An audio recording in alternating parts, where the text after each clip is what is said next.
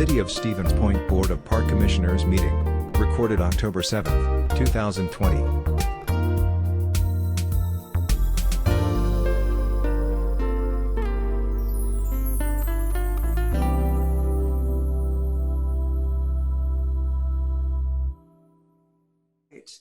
The October 7th meeting of the Board of Park Commissioners will come to order. Anne, would you please read the roll? At least we're all here. I mean, we can see who's here. Do we have to do that? I could run. Andy, need me to call it?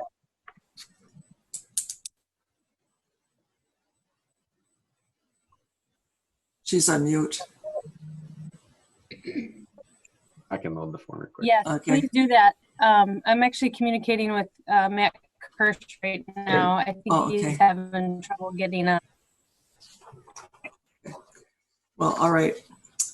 We'll move on then. Just 1 second here, yeah. Let me grab the Okay. form and we'll get it back on task here. Oh, okay. Matt on a bench. Matt on a bench.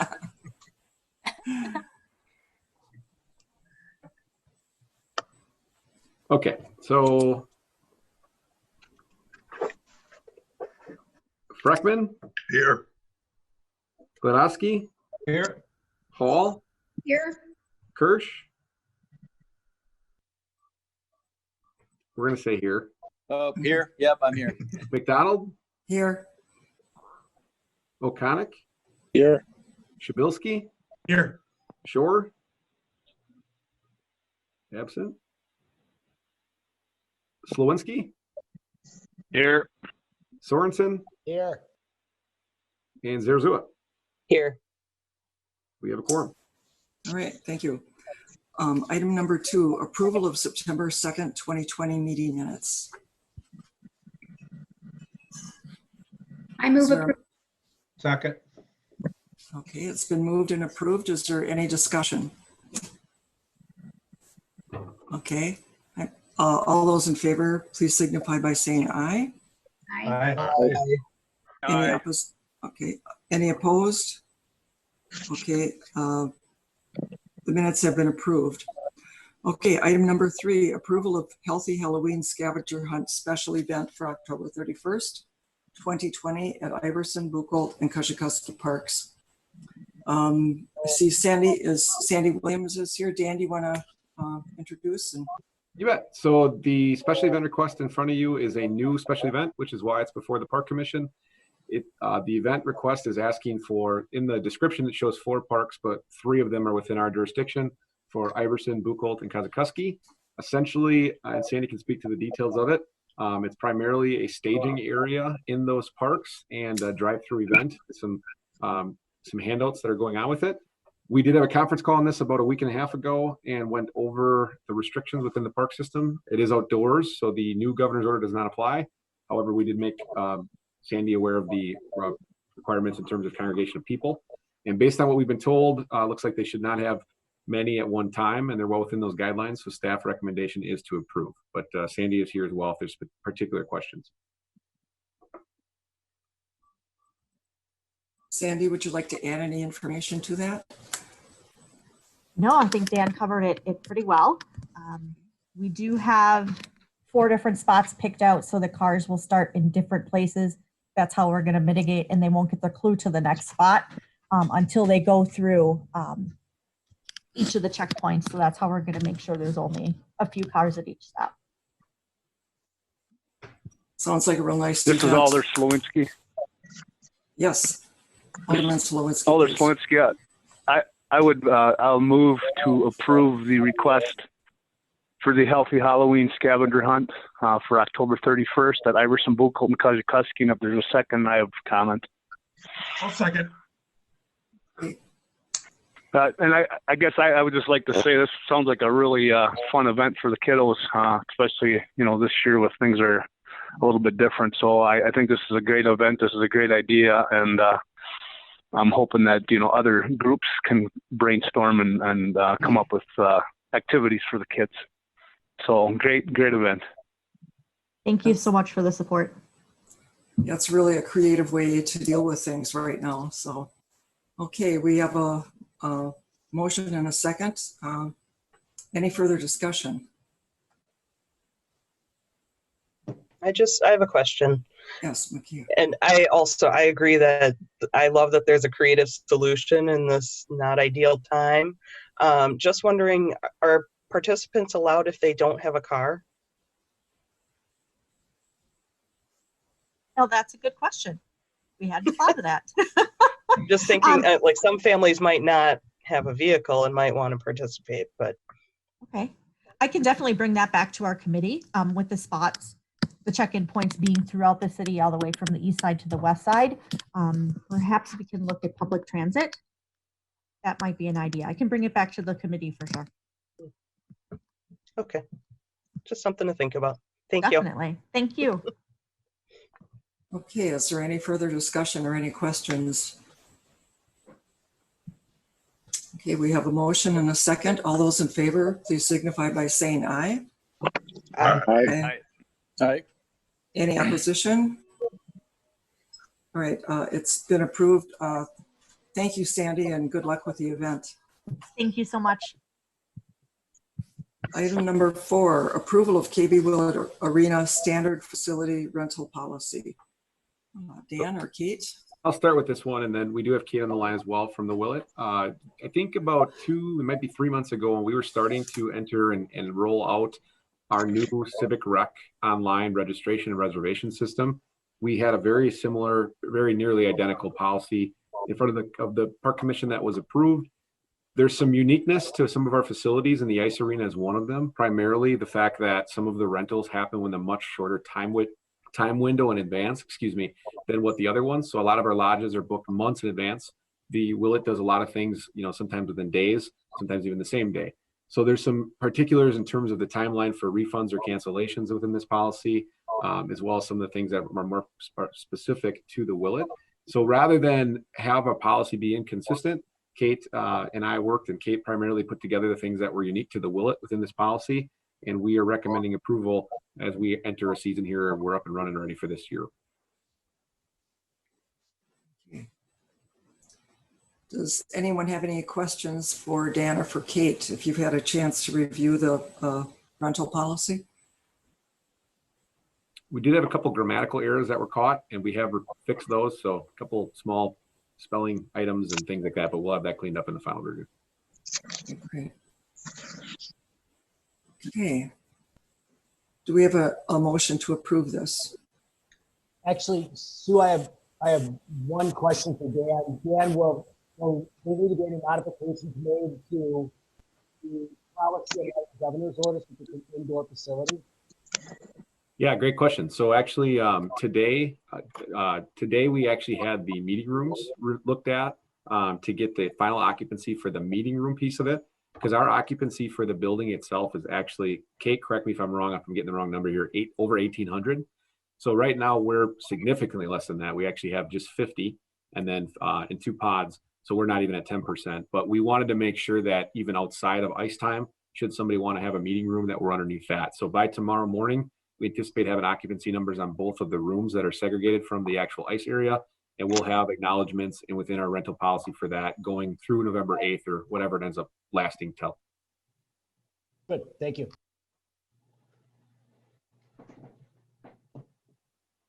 Okay, any other questions? Do we have a motion? I'll make a motion. All right, I just heard 2 people at once. Let's see, Mike and John. Let's see. Mike can make it, I'll second it. All right, it's been moved and seconded to approve the facility rental policy. All those in favor signify by saying aye.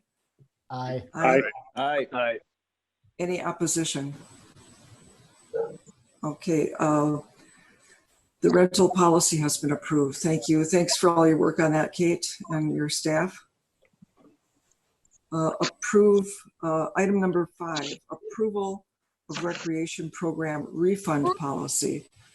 So very similar to the last item, we are now one of the biggest recreation programs, and one of the primary ones that we run is the Learn to Skate program.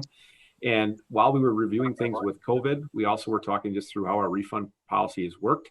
And this year we anticipate there could be more requests. And as we look forward, now again that people are paying in a different format with our online system, we wanted to further identify how it works in a standard year as well as set it up for this year as things could change down the road. So this refund policy primarily covers what number of classes you'd meet before you'd get something. It goes over if we cancel something as the city, what kind of refunds we'd issue back, as well as covers things like daily admission fees should you walk into the pool or something like that if we had weather. So we have not necessarily boiled it into one policy in the past. So for our recreation programming, as we hope to expand that down the road, this really primarily right now covers a lot of those Willet skating items with that actual program we're offering there, as well as pool, or for example, if you rent a toboggan slide or something and we have to close the hill, those are things that are the recreation side that we do. So staff recommendation is to approve as written. Okay, anybody have any questions or comments on it?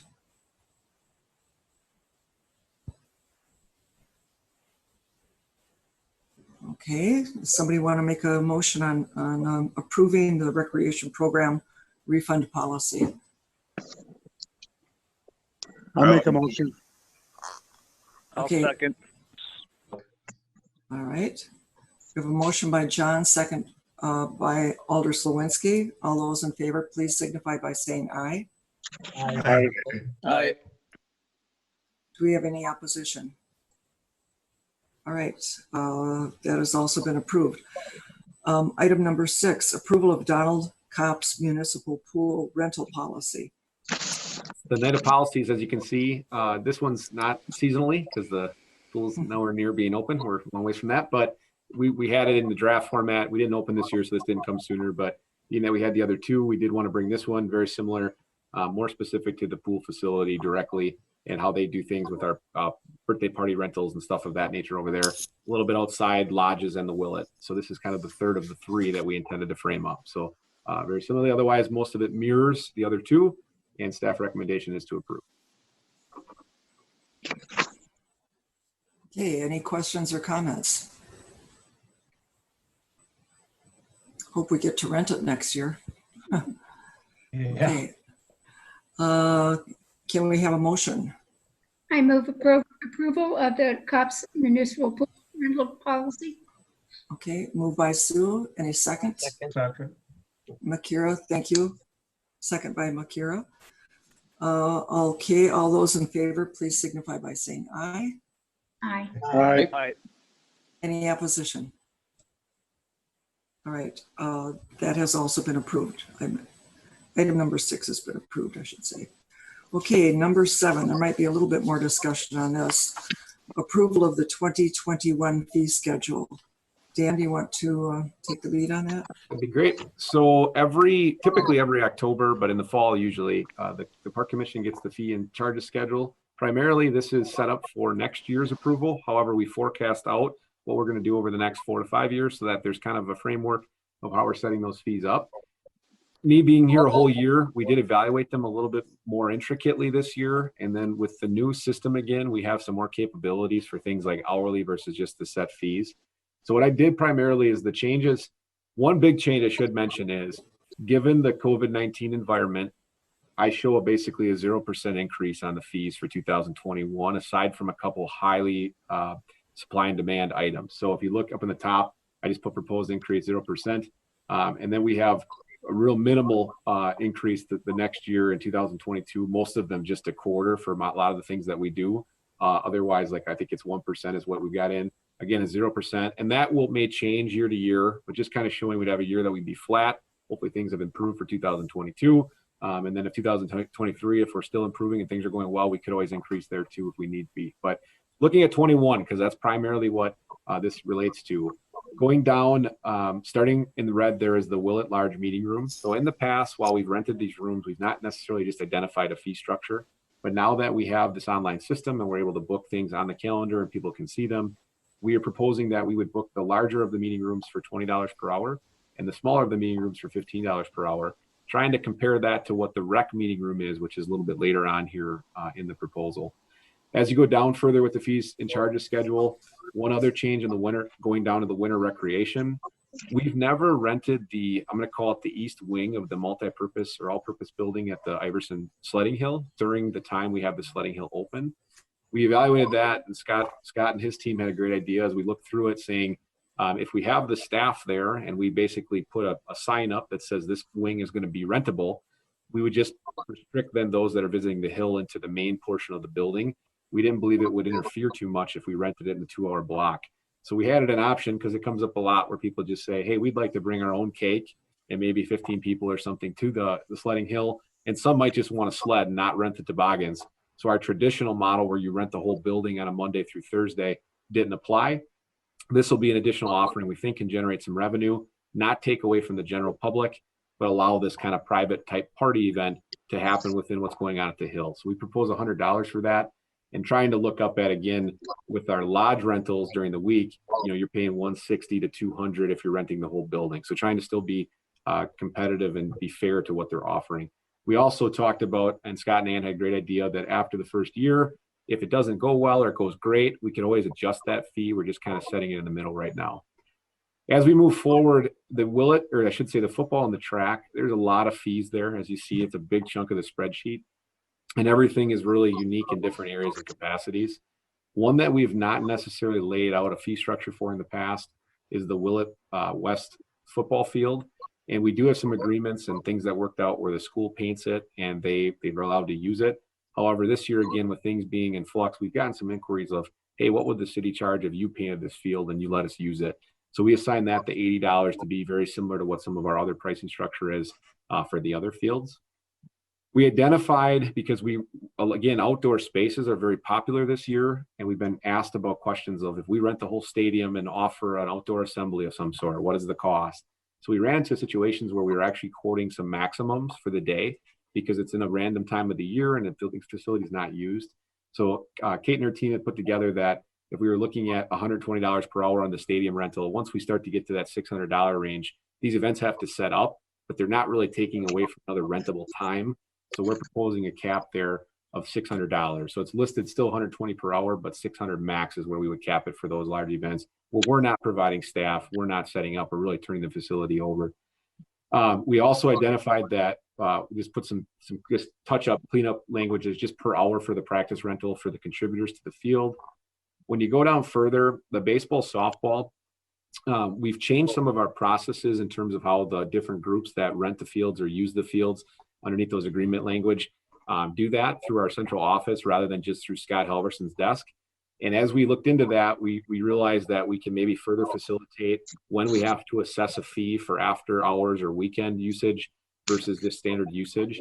So what we're proposing is we removed some of the language where said Bucholt Park is Monday through Friday versus Bucholt Park Saturday and Sunday. And we now are proposing just a fee of, it's $110, you get Bucholt Park, we line it, we put the bases in, and that's the fee. If you need us to do that on Saturday morning, if you look down further, we would then assess if there's some additional costs the city would have. But otherwise, here's our base fee, and this is what you get for the base rate. In addition, we've got several other facilities like Morton, Mead, Gerke Park that weren't in the fee structure that we were using and offering.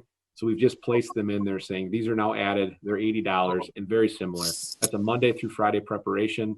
We drag it, we line it, Scott's team's got it ready. If there's other oblong things, tournaments, you need us to have staff there for the whole weekend, then we would just assess that in an invoice format like we do for other things. You see, we crossed out the drying materials at $20, and the idea behind that is that can change any given time, supply and demand. And rather than that be identified, that allows Scott to be able to look at it every year in the beginning of the year, say in August, or I should say in April when he's ordering supplies, maybe February, or if he buys it in the fall because it's a good deal. And if we can charge 15 then to cover the cost, we would. Or if it's 25, we're not going back before the board for something that can really change a lot. Going a little further, I did highlight the items that we're proposing increases for, even though it said 0% at the top. And one of them is the boat slip rentals. So I think a couple of years ago, looking at the notes, that one was adjusted to get a little bit more current with the area. Ann was gracious to make a few phone calls to some of our boat areas that do rent slips. And we're not half or anything of that nature, but we're in a couple of them were within $100, like one or two, I think we were within a couple $100 on the lower end. We're not higher than anybody. So we just proposed, yes. What have we done out at the boat slips? I think in 17 we talked about doing some remodeling. Have we done any expenses out there? Or We've not actually, I can confirm this, Scott, you're on the call. We've not done much, mostly repair work. Scott, was there anything major before I got here, I guess? Yeah, very minimal repairs. Just for safety, no improvements as far as facilities go. It's just maintain what's there. And what's our waiting list like? Anna, you want to take that one? We're currently still calling interested parties from 2014. I believe there's around 65 people on the list. So a couple things. This is something that I've heard and been asked about. One of the more popular things I've heard different things on since I've been here. We've got some options, I think, for this down the road that I think is a whole nother subsequent conversation for the Park Commission and maybe terms of process. But right now, we know that a $50 increase is not outside the norm, and it would be still within the fair market value and all of those items. So from my quick search earlier, I think we only have one non-resident right now, a Pulver address. I think the rest are Stevens Point addresses, and correct me if I'm wrong on that. But otherwise, what we show here is $50 increase for the boat slip rentals, $50 increase on the non-resident, which would be just one, and then the covered slips going up $20. And then again, you'll see we've got increases forecasted the next few years if we continue on that model. We can come back to that if there's more questions, just to kind of go through the rest of the spreadsheet. A change in process. As you can imagine, with us having a gymnasium facility and the school district not renting right now, we are the most popular spot in town. So we've run into a situation where it's a good thing because we've evaluated protocols. We've got cleaning touchable surfaces, and we're having the renters actually participate in that so that they can actually help sanitize right when they arrive and they're taking some of that responsibility on. But what we ran into is we've had a set fee where you could rent the whole gym for the entire day for $110, or you could rent that 2 hour for $50. Well, as you can imagine, if you've got, you want to work on a Saturday for 3 or 4 hours with a team or a group, you can book the gym all day and then it sits. And that doesn't seem to make a lot of sense from our business model. So as Ann and I evaluated that, we looked and realized with our new system, we have the ability to put blocks in where we can separate the groups yet, say 15 minutes, and it's auto. So they can't just book, boom, boom, boom. But we can then just allow them to use the hours that they're renting for. So we're proposing just to go to a per hour rental. That way people can be as flexible as they'd like. If they want a single hour, it's cheaper, or things of that nature. They just go to that $25 per hour across the board. The other thing that we have here on the lodge rentals, kind of relaying things out a little bit. Previously, like Piffner and Bucholt's lodges, and I think the all-purpose lodge, or I should say Piffner and Bucholt for sure, were the same price. And then from there, you go to the all-purpose, and then you go to the Boy Scout and the Girl Scout. And the Boy Scout and the Girl Scout were very close. As we've looked at the rental history, as you can imagine, Piffner leads the way. So it's the most popular location. So it seems to lend itself to say that one should probably be maybe the most expensive and not gouge the public or anything of that nature, but still show the premium for what you're getting in value. So we did show here that would become a $250 rental. And then Bucholt being the next tier, or really the next most popular, staying at $235. For the all day or the multi-purpose lodge, or all-purpose lodge, I should say, staying in line with that based on the capacity and the popularity, $235. And then you go to say a third tier, lesser amount of people are allowed in the building, that Boy Scout lodge at the $195. And then looking at our Girl Scout lodge, and the capacity we have on it, it's not very popular because the amount of people that are able to go in it do not match what we're charging for it. So we're actually showing a pretty significant reduction there. And the hope is to drive business, to give people an option to say, hey, we have a lesser building or smaller building, but it's a lot cheaper if you want to hold a meeting or something like that there. So we show basically $250, $235, $195, and then this $85 option. And looking at the Girl Scout calendar, again, if it becomes really popular, it's a great problem to have. We can maybe reset that schedule. But that one has grown in price with the rest of them through the history. And I think it's just kind of outgrown its use and then what the groups can do. And we're just kind of correcting that, I guess I'll call it, probably market. It's grown faster than the market probably should have shown. The rec room then in here inside the gymnasium, or should say inside the rec center, the meeting room, very similarly, rather than this 2 hour and all day option, we're showing a $20 an hour option so that people can rent the meeting room. And then from there, one other big thing that we've had a lot is we've looked at our special event that happened in the park, as well as groups that just want to rent the band shell. We've had basically an a la carte of all or none, $500 or you pay nothing. And people have asked, well, we just need the band shell on the lawn. We don't need electricity. Or people have said, we want to get the green space, but we don't need the band shell. So we're proposing that we break that out to be band shell and lawn rental is $250. And then if you need to have the electricity, there'd be another $100 at that point. You could use the pedestals if you need them. And if you need to have the pedestals along, or I should say just the lawn itself, we charge $100. So essentially, it might be a little bit less overall, but I think it's more encumbering as groups come in of what do we actually need and what do we charge for. A whole separate discussion on this, which I do intend to bring to the Park Commission, is about the fees, when to assess, when not to, because we've got a little bit of inconsistency we're working through. But at this point, we wanted to start with just the pricing option to allow us to narrow that discussion in. So recapping that again, then if you look, pretty much those highlighted ones do show an increase. The rest of it is pretty well just status quo for the next year.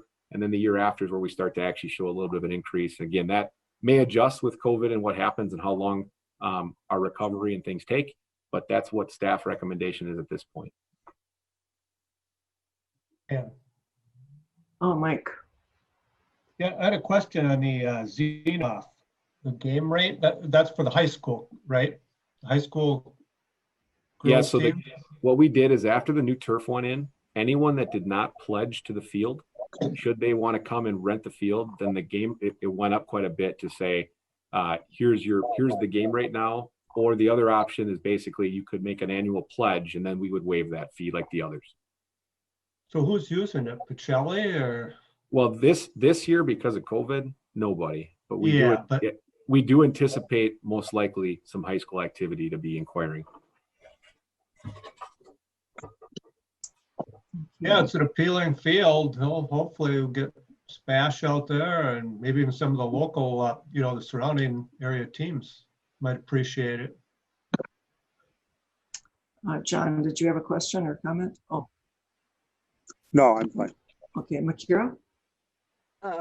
Dan, I just have a question as far as Piffner and the breaking out the band shell with the lawn. So if someone rented the lawn space, theoretically, then no one's using the band shell. I mean, it's split out, but really no one else could use it anyway. Because I wouldn't be able to rent the band shell, without the lawn space. Yeah, correct. So our price, the $250 includes band shell and lawn. So if you bet band shell, you get the lawn. Otherwise, if you said we're just going to put a tent in the lawn and we're not using the band shell, we wouldn't book two groups anyways. So if somebody did say, for example, say we're having an event, even if they're not using that facility, we never put two together. So basically, if somebody said we don't want the band shell, they would get a lesser price. That is something that we could say, we want more. But I can tell you, not to get all the way into the special event talk, but we charge for very, very few things right now. And that might be by design. And I'll be asking the Park Commission to review that again. But this is more for those, I'm going to call them kind of one-offs or just small, maybe celebration type things or for-profit things that say, we just need this. And I was trying to break it out because usually when the phone call comes and we say it's $500, it's either like, no, we're not doing that, or they've quick fill out a special event and tweak the event to try to get it for free. Oh, well, I'm just wondering, I know there's more to the band shell than just what the stage, but nothing would stop them from using that, but only paying for the green space. Well, except they wouldn't have keys to the actual electricity up there or the sound system or the actual backstage. So that would, but you're right, they could in theory. That's the part that we're really charging for. Yeah. Got it. All right, thank you. Can I make a motion to approve? Okay, John's making a motion to approve. Do we have a second to that motion? I'll second. All right, Matt is seconding it. Any further discussion? Can I actually ask, Dan, under Willett, where does the summer dry floor activity fall? Is that under, that can't be under summer ice rate, can it? That No. sounds like something different. Nope. So summer ice rate was more so if we put ice actually in the summer, then we would. Yeah. That was what that was set for. So our dry floor events can range dramatically. So we have kind of this arena exhibition fee. So say somebody would come in and say, we're taking over the whole facility. We're going to offer this huge event. There's that flat $800 that's shown in there. I'll be honest with you, that the dry floor events, we spend most of the time actually negotiating. So when somebody inquires, we actually just say, hey, what are you able to pay? What can we do? And we try to be consistent. But Kate really has to kind of put the pen to paper to say, what are we going to have for staff costs? And we really try to really recruit it, because if we can bring people in, it's some revenue. So we haven't drawn like the line to say it's a minimum of $50 an hour or anything like that, because it can vary. And sometimes we have competing. We haven't, again, this year threw things out the window, but when we had people inquiring, a lot of them are saying, well, here's what we want, 3 hours and then we're out, or we need overnight. And then how it's worked traditionally is Kate and I get on the phone, or we meet with that group and try to find something that works for them that still makes the city make a little money, or definitely break even, if not profit. That's kind of what I was. Turn the iPad off. Oh, sorry. That's kind of why I was asking, is because with it being a new thing, and then this year not happening, basically, what, if it was being worked in here somewhere and I just wasn't seeing it, or if we were still kind of playing it by ear. Yeah, that's primarily how we've handled it so far. Cool. I just wanted to make sure I wasn't missing it. Yep. Matt, did you have something? No, sorry. I thought I was muted, but I wasn't. Sorry. I had one thing. It sounds pretty minor, but on the Willett and the Learn to Skate program, the non-resident fee has not gone up for a long time.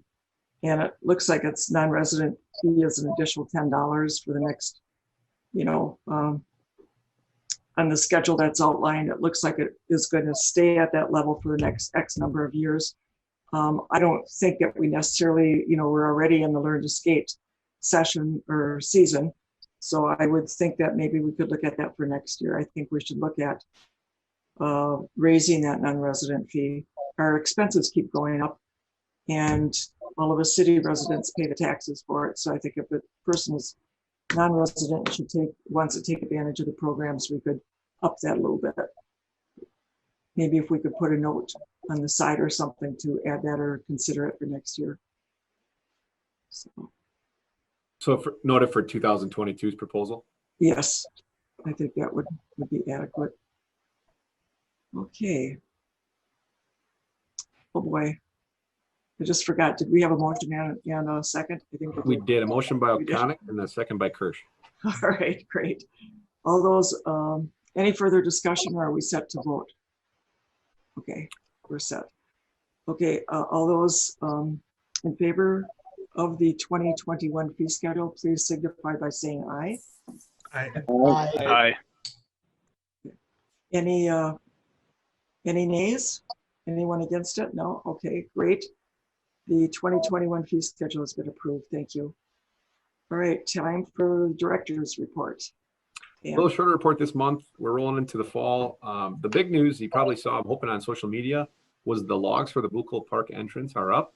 And again, huge kudos here to Scott Iverson, Steve McKay, Joel Rakowski, and there was a few other obviously members that helped install it. Not only did we salvage things from a storm, some trees from the storm to use it, but they really do look nice. That puts some really big character as you go through there. So if you had a chance, get down and take a look at it. We are starting, and we're pretty far into already some of our winterizing and blowouts. And you'll know, as you know, our bathroom and restrooms will start to close here after the weekend as we roll into mid-October.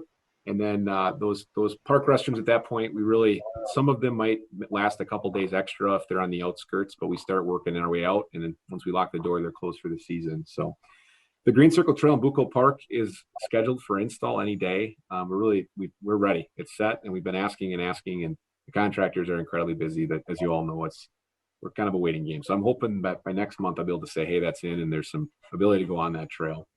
On the forestry side, we are into fall planting season. About 100 trees are scheduled to go in. So Todd's been, he sent letters out actually yesterday and making residents aware. We'll try to get those in the ground, and weather looks like it's going to cooperate pretty nicely here in terms of being sunny. Hopefully we get some rain and stuff and moisture here as we roll into the fall some more as well. They've been doing quite a few playground inspections, going through with one of our staff members that does that for us come back. He was out for a little while. And so we've been working on some slide activities, working on some patching of surfaces and getting those inspections up to date here as we roll into the end of the season. We are also doing, their crew is working on some oak wilt trenching in some areas. We actually have a couple locations where the oak wilt is getting to a location that if, Todd's basically explained that if we don't do a little bit of some trenching on the edge of some private property, it might relate into the actual right of way where we've got some oak trees. So Todd's coordinating between some homeowners as well as with right adjacent our property boundaries, so we can get some trenching done to try to save those oak trees. And that's actually near, I think, the Whitetail subdivision, if you're familiar with that area. On the Willett Arena area, we did, or Willett Arena, not the area, the arena, we opened to the public under the modified COVID procedures. You all should have got the email from me that shows the procedures that they were in that day. I'll tell you that Kate and her team and I, we pretty much are in constant communication about what tweaks we need to make, the governor's order, as you can imagine, and what was sent to you then, we'll continue to develop, and we're continuing to move it, monitor it, and so far, knock on wood, we've been in good shape, and we're also coordinating with quite a few other ice arenas in terms of what they're doing.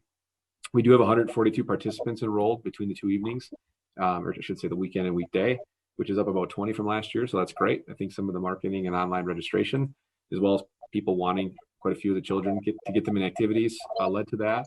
And we are offering registration for the adult and college hockey intramural leagues, and those are scheduled to begin in October as well. So right now we're up and running and trying to modify as best we can.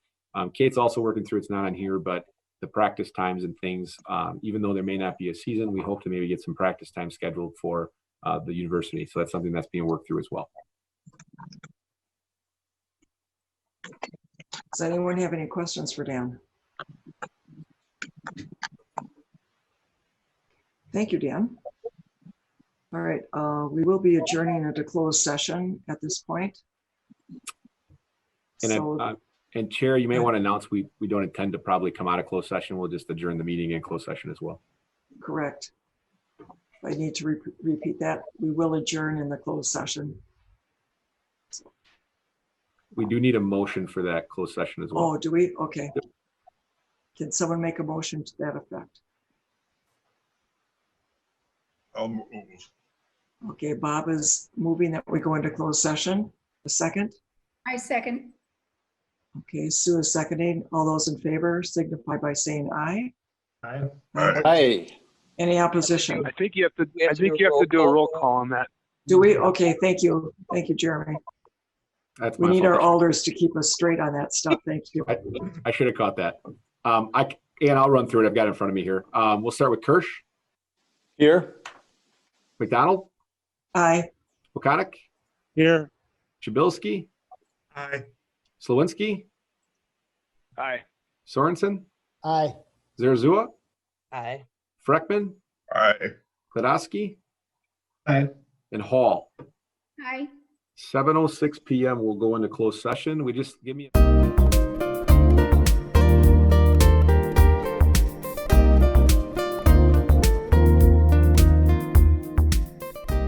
Videos of these meetings are available for viewing on the city's website, stevenspoint.com/videos.